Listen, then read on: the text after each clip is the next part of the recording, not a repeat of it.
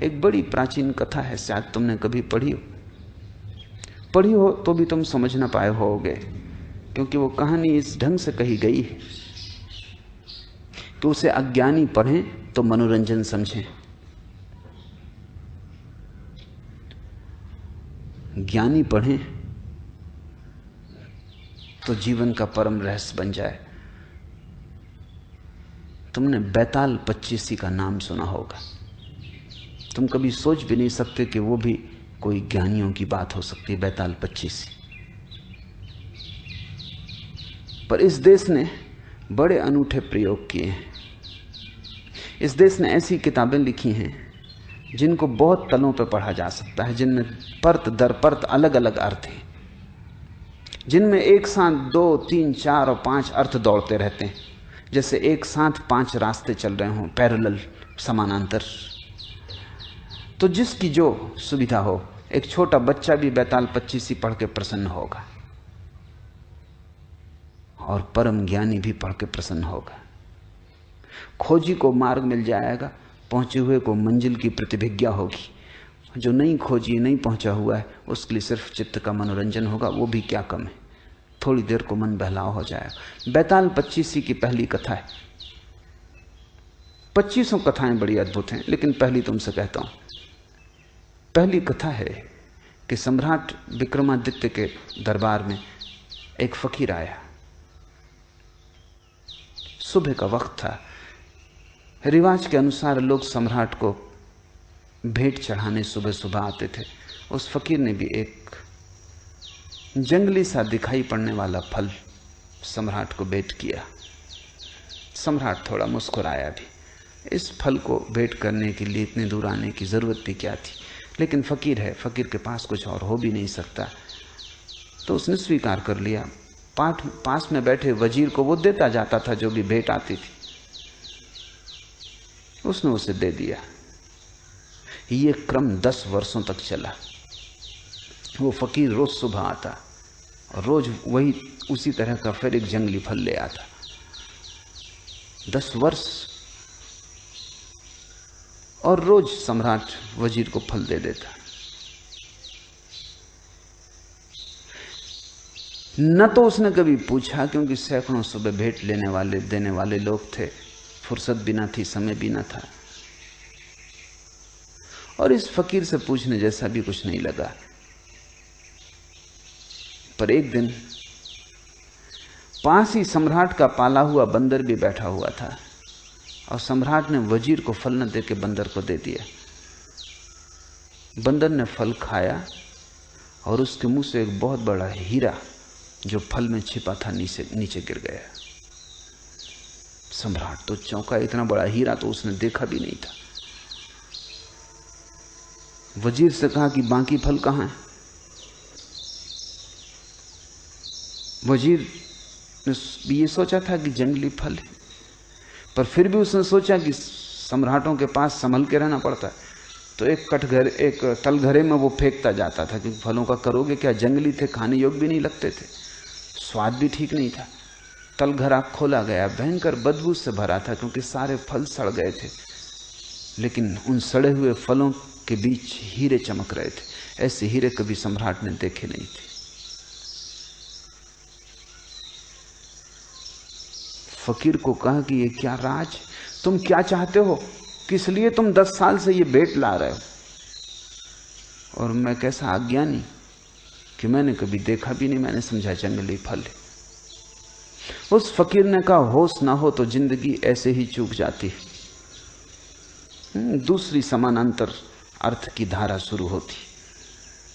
उस फकीर ने कहा, रोज ही जिंदगी लाती है, लेकिन जंगली फल समझ के तुम फेंकते चले जाते, और हर फल के भीतर हीरा छिपा है जैसा तुमने कभी देखा नहीं।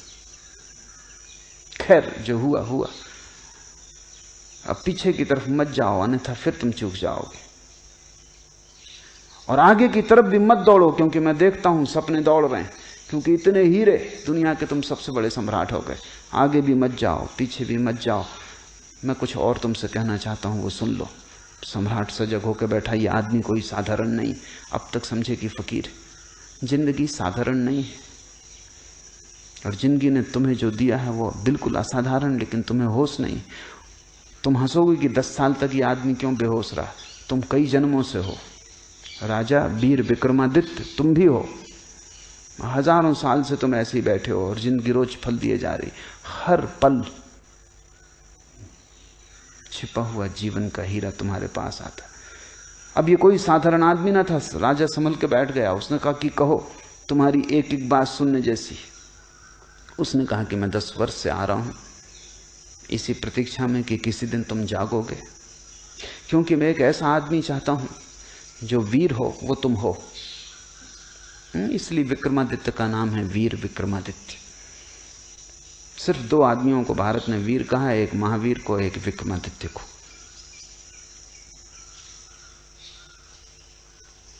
निश्चित तुम वीर हो, इसमें कोई शक शुबा नहीं, लेकिन काफी नहीं है वीर होना। इसलिए मैं चाहता था जब तुम जाग जाओ वर्तमान के प्रति, तब मेरे काम के हो सकते हो। अब दोनों बातें घट गई। अब तुम महावीर हो। होश और साहस। मैं एक बड़े महान तंत्र के कार्य में लगा हूं। उसमें मुझे एक ऐसे आदमी की जरूरत हो जो बहुत वीर हो, जिससे कोई चीज भयभीत ना कर सके, और जो होशपूर्ण हो। अगर तुम तैयार हो तो आज अमावस की रात है, तुम सांझ मरघट पे पहुंच जाओ, मैं तुम्हें वहीं मिलूंगा। वो फकीर तो चला गया। सम्राट ने कई बार सोचा भी कि इस झंझट में पड़ना कि नहीं, लेकिन फिर ये तो कायरता होगी। और ये आदमी ऐसा है कि इसके साथ थोड़े दूर जाने जैसा है। पता नहीं, जैसे हम जंगली फल को फेंकते रहे, पता नहीं मरघट में कौन से स्वर्ग का या मोक्ष का द्वार खुल जाए। तो समझा बुझा के डर भी लगता था। बहादुर से बहादुर आदमी भी डरता है। तुम ये मत सोचना कि सिर्फ कायर डरते हैं, डरते तो बहादुर भी हैं। फर्क क्या है बहादुर और कायर में? बहादुर डरता है तो भी करता है, कायर डरता है भाग खड़ा होता है। डरते दोनों ही हैं। डरने के संबंध में कोई फर्क नहीं, क्योंकि जो डरे ही नहीं वो तो बहादुर भी क्या उसको कहना। वो तो लोहे लकड़ी का पत्थर का बना हुआ आदमी है, वो बहादुर भी नहीं है जो डरे ही ना। डर तो स्वाभाविक है, लेकिन बहादुर डर को किनारे पर रख देता और घुस जाता है, और भयभीत डर को सिर पर रख लेता, भाग खड़ा होता है। खैर आधी रात विक्रमादित्य पहुंच गया मरघट पर।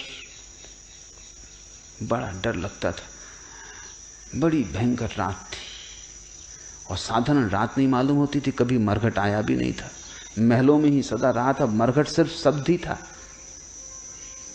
तुम भी कभी रात अमावस की आधी रात मरघट जाओ, तब तुम्हें शब्द का अर्थ पता चलेगा। शब्दकोश में इसका अर्थ नहीं लिखा है। मरघट एक बड़ी अनूठी घटना है। चारों तरफ रहस्य, भय, खतरा, भूत प्रेत, चीख पुकार, और वो तांत्रिक फकीर अपना मंडल रच के बैठा है, नग्न। खोपड़ियां, एक जिंदा लाश को काट रहा है। उसने सब इंतजाम अपना कर रखा है जो उसे करना है। सम्राट से उसने कहा, आ गए ठीक। यहां से थोड़ी दूर, वो दूर दिखाई पड़ने वाला जो वृक्ष है, वहां एक लाश लटकी हुई। तुम्हें उस लाश को वृक्ष से उतार के ले आना है, लेकिन ध्यान रखना, सजग रहना और शांत रहना, क्योंकि जरा चूके कि ये कृपाण की धार पे चलना है। जरा चूके कि गए, फिर मैं भी सहायता न कर सकूंगा। धड़कती छाती से विक्रमादित्य उस वृक्ष के पास पहुंचा। वहां बड़ा भय लगने लगा उसे, क्योंकि वहां कोई भी ना था, बिल्कुल अकेला था। और उस बड़े वृक्ष में लाशें लटकी हुई थी, एक नहीं 25। बड़ी बदबू आ रही थी। किसी तरह नाक को अवरुद्ध करके वृक्ष पर चढ़ा। हाथ पैर कप रहे थे, वृक्ष पर चढ़ना मुश्किल था। किसी तरह उस लाश की डोरी काटी। वो लाश जमीन पे धम से नीचे गिरी। न केवल गिरी, खिलखिला के हंसी। विक्रमादित्य के प्राण छूट गए होंगे। सोचा था मुर्दा है तो जिंदा मालूम होता है, और जिंदा भी अजीब हालत में है। घबराया हुआ नीचे आया और उससे पूछा, क्यों हंसे, क्या मामला है? बस इतना कहना था कि लाश उड़ी, वापस जाके वृक्ष से लटक गई। और लाश ने कहा कि शांत होना तो ही तुम मुझे उस फकीर तक ले जा सकोगे। तुम बोले, चूक गए। दोबारा लाश को काट के नीचे लाया। बड़ा मुश्किल था चुप रहना, क्योंकि जब आदमी को भय लगता है तब वो कुछ बोलना चाहता, बोलने से भी थोड़ी राहत मिलती। गीत गुनगुनाने लगता है, थोड़ी हिम्मत बढ़ती, मंत्र पढ़ने लगता है, राम राम जपने लगता है, कोई सहारा चाहिए। अब बोलना भी नहीं, शांत भी रहना, भयंकर सन्नाटा और चारों तरफ मौत। शायद आदमी इसीलिए अतीत की सोचता है, भविष्य की सोचता है, क्योंकि डरता है। वर्तमान के क्षण में जीवन भी है और मौत भी, दोनों। क्योंकि वर्तमान में ही तुम मरोगे और वर्तमान में ही जीते हो। न तो कोई भविष्य में मर सकता है, न भविष्य में जी सकता है। तुम भविष्य में मर सकते हो, जब मरोगे तब अभी और यहीं वर्तमान के क्षण में मरोगे। आज मरोगे, कल तो कोई भी नहीं मरता। कल तो मरोगे कैसे, कल तो आता ही नहीं। जब मर नहीं सकते कल में, तो जियोगे कैसे? कल का कोई आगमन ही नहीं होता, कल है ही नहीं। जो है वो अभी और यहाँ। बोले कि चूक जाते हो, सोचे कि चूक जाते हो। बड़ा कस के उसने अपने को रोका। आदमी बहादुर था। मुर्दा नीचे फिर से काट के गिर पड़ा। भयंकर खिलखिलाहट की आवाज आई, छाती कँप गई। नीचे उतरा, मुर्दे को कंधे पर रखा, चलने लगा। मुर्दे ने कहा, सुनो, राह लंबी, रात अंधेरी, और तुम्हारा बोझ हल्का करने के लिए एक कहानी कहता हूं। ऐसी पहली कहानी। उसने कहा कि 3 युवक थे ब्राह्मण।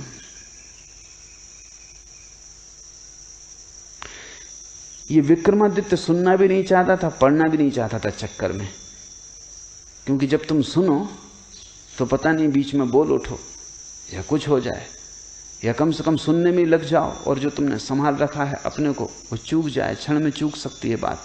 मगर इससे नहीं कहना भी ठीक नहीं, क्योंकि नहीं कहते ये लाश उठेगी और फिर वृक्ष पे चढ़ना पड़ेगा, फिर काटो। तो वो चुप ही रहा और वो मुर्दा कहानी कहने लगा। उसने कहा, एक गुरु के आश्रम में 3 युवक थे। तीनों ही गुरु की लड़की के प्रेम में पड़ गए। कहानी में रस आने लगा। प्रेम की कहानी में किसको रस नहीं आता? विक्रमादित्य थोड़ा बेहोश होने लगा।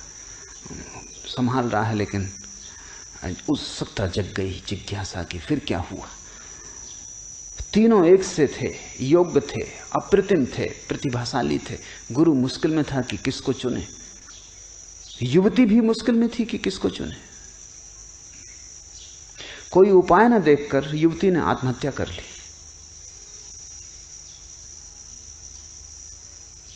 कोई रास्ता ही ना मिला और ये 3 के बीच वो बड़े द्वंद्व में घिर गई। और तीनों चुनने योग्य थे और मुश्किल था किसको छोड़े। और जानती थी जिसको छोड़ेगी वही जीवन भर पछतावे का कारण रहेगा। 2 को छोड़ना ही पड़ेगा, 3 से तो विवाह हो नहीं सकता। बड़ी अड़चन थी, हल कोई था ना। हल न देख के आत्महत्या कर ली। लाश जलाई गई। एक युवक उन 3 में से तो मरघट पर ही उसी राख के पास रहने लगा, उसी राख की धुनी रमा लेता और वहीं बैठा रहता। दूसरा युवक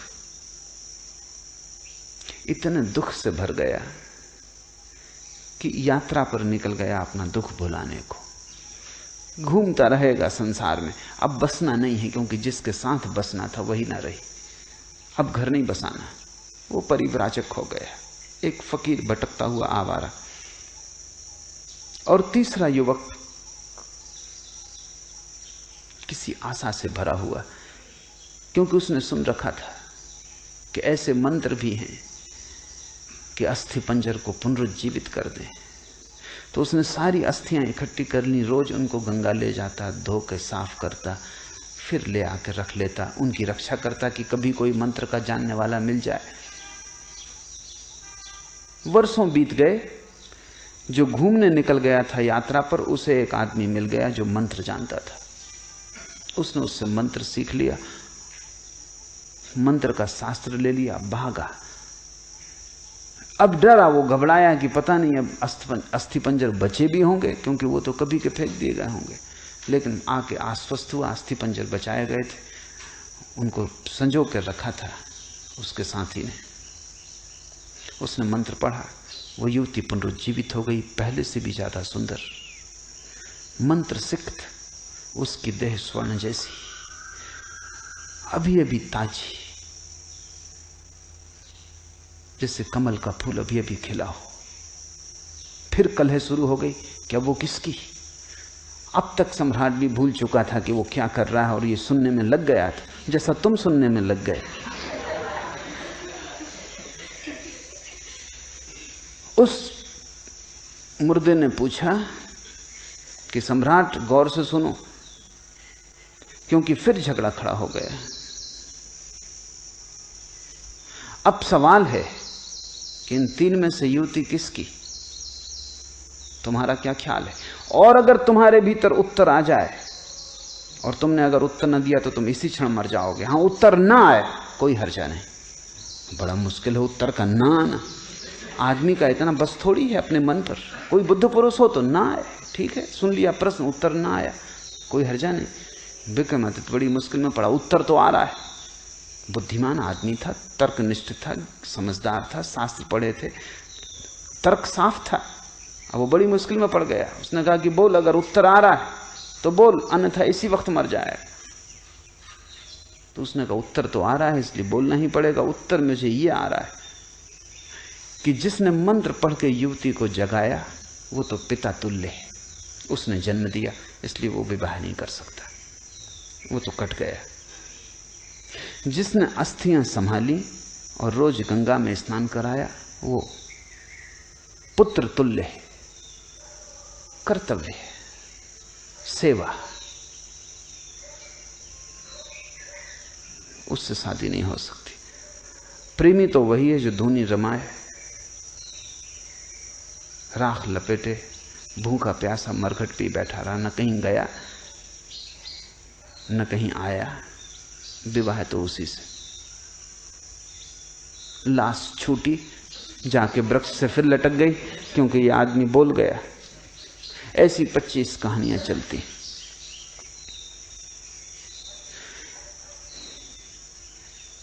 जीवन में तुम चूकते हो